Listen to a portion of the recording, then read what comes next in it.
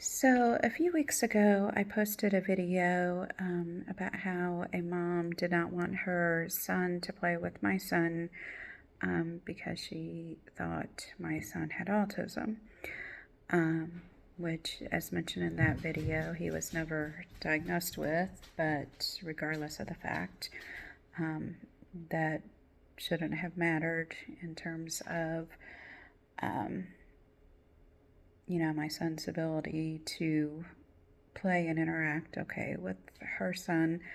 And of course, never a reason to discriminate against a child or teach their children to um, avoid playing with children with autism. When I posted that video, someone asked me if I shouldn't remove it because I mentioned in the video that I had adopted my son from foster care and maybe I didn't want that information out there. And they had a good point. I mean, I knew what they were saying and I almost took it down. And then I realized if I had removed it, that would, in a sense, be teaching my son to be ashamed of his past. And there is no reason for him to be ashamed of it.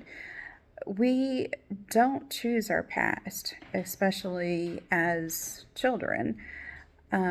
There's nothing in his past for him to feel ashamed of or embarrassed about or anything of that. The only thing we have control of are the choices we make in our present and what we try to accomplish in our future.